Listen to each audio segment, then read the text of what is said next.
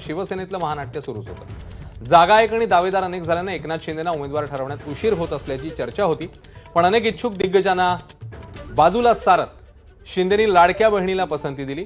पक्षाच्या प्रवक्त्या आणि तुलनेने नवख्या नेत्या ज्योती वाघमारे यांना उमेदवारी देत इतरांना धक्का दिला।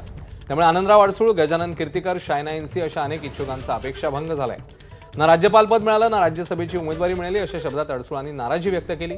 नाशिकचे माजी खासदार हेमंत गोडसे आणि कोल्हापूरचे माजी खासदार संजय मंडलिक हे देखील इच्छुक असल्याची चर्चा होती। मात्र आंबेडकरी चळवळीच्या कार्यकर्त्या ज्योती वाघमारेंना तिकीट देत शिंदेनी जातीय गणितही साधलंय आणि मुंबई बाहेर देखील शिवसेनेची पाळंमुळं घट्ट करण्याचाच प्रयत्न दिसून आलाय।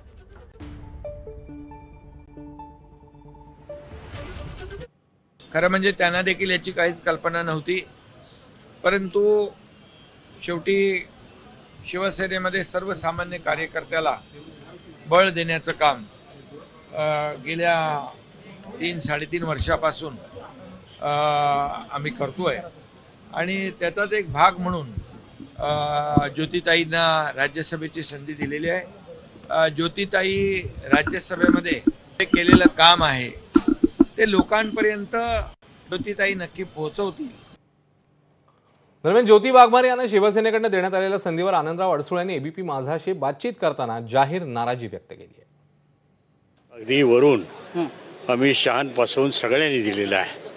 2 वर्ष पूर्ण झाली, 10 राज्यपाल नियुक्त झाले, परंतु माझा नंबर लागलेला नाही। आता मी त्यांना शेवटी ही ऑफर दिली होती की राज्यपाल सोडा, पण तुमच्या कोट्यातून कमीत कमी मला राज्यसभा तरी द्या। काय मागणी नव्हती। प्रत्येक वेळी हो हो म्हटलं जातं आणि काही केलं जात नाही। आम्हाला अनुभव आहे तो, ते देणार नाही, दिलेलं नाही, देणारही नाही। हे ज्योती वाघमारे नाव आज आम्ही ऐकतो, म्हणजे आज त्यांना देणार हे आत्ता शेवटच्या क्षणाला आम्हालाही कळलं। शेवटी पक्षामध्ये आपल्याला मान सन्मान ठेवायचा असतो, आपल्या मुख्य नेत्याने घेतलेला निर्णय आपल्याला मान्य करायचा असतो, तो आम्ही मान्य केलेला आहे। उभं आयुष्य पार्लमेंटमध्ये 5 वेळा मी निवडून आलेला आहे, 6 वेळा संसदरत्न पुरस्कार मला मिळालेला आहे आणि मी तर अशी भूमिका ठेवली की माझ्यापेक्षा माझा मुलगा 45 वर्षाचा आहे, आमदार राहिलेला आहे आणि जेटमध्ये सिनियर पायलट राहिलेला आहे। आता इव्हन माननीय शिंदेसाहेबांनी त्याला राष्ट्रीय सचिव केलेला आहे, अनेक राज्यामध्ये शिवसेना पोहोचवलेली आहे, पण त्याचा विचार तरी करायला हरकत नव्हती। तर आनंदराव अडसूळ यांच्या उघड नाराजीवर शिवसेना नेत्यांचं काय म्हणणं आहे तेही बघूया। ह्या सगळ्या गोष्टी ज्या आहेत त्या इन कॅमेरा झालेल्या सगळ्या होत असतात, चर्चा होत असतात। शिंदे साहेबांवर काही स्वतःची मनातले काही खतखत असते ते व्यक्त करत असतात आणि शिंदे साहेब हे सर्वांना सांभाळून घेतात। असं कधीही झालेलं नाही। शिंदे साहेबांनी कोणत्याही नाराज कार्यकर्ता असेल त्याला कधी वाऱ्यावर सोडलेलं नाही, सर्वांना सामावून घेतले, ही त्यांची भूमिका असते। म्हणून शिंदे साहेबांवर विश्वास ठेवून सर्वजण आम्ही काम करतोय आणि म्हणून त्यांची सुद्धा नाराजी दूर केली जाईल। भूमिकेमागची जी साहेबांची म्हणजे ज्या पद्धतीनं साहेबांनी उमेदवारी दिली ज्योतिताई वाघमारेंना, तो सगळा सिक्वेन्स देखील बघणं सगळ्यांनी गरजेचं आहे। त्याच्यामुळे अडसूळ साहेब हे शिवसेनेचे नेते आहेत, परंतु त्यांच्या चिरंजीवांना देखील माननीय एकनाथ शिंदे साहेबांनी विधानसभेची उमेदवारी दिलेली होती। माननीय अडसूळ साहेब आज देखील एका आयोगाचे अध्यक्ष म्हणून काम करतायत, ज्याला मंत्र्याचा दर्जा आहे। त्याच्यामुळे त्यांचा जो काही गैरसमज आहे तो आमच्यासारखे कार्यकर्ते भेटून नक्की आम्ही दूर करू।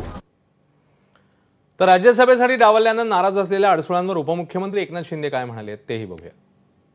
लोकांमध्ये, कार्यकर्त्यांमध्ये एक चांगला संदेश गेलेला आहे, का मेसेज गेलेला आहे की चांगलं काम केलं, आपण पक्षासाठी काम केलं, पक्षाच्या ध्येय धोरणांसाठी काम केलं आणि समाजासाठी काम केलं, प्रामाणिकपणे कष्ट घेतले तर नक्कीच पक्ष विचार करत असतो। पक्ष हा चांगल्या काम करण्याची नोंद घेत असतो आणि मी देखील सर्वसामान्य कार्यकर्ता आहे, त्यामुळे सर्वसामान्य कार्यकर्ता चांगला जो काम करेल त्याला नक्कीच अशा प्रकारच्या संध्या मिळतील। विशेष म्हणजे राज्यसभेसाठी इच्छुक असणाऱ्या शायना एनसींची तर लग्नाच्या मंडपात धांदल पाहायला मिळाली। अर्जुन तेंडुलकरच्या लग्न सोहळ्यात उपमुख्यमंत्री शिंदेनी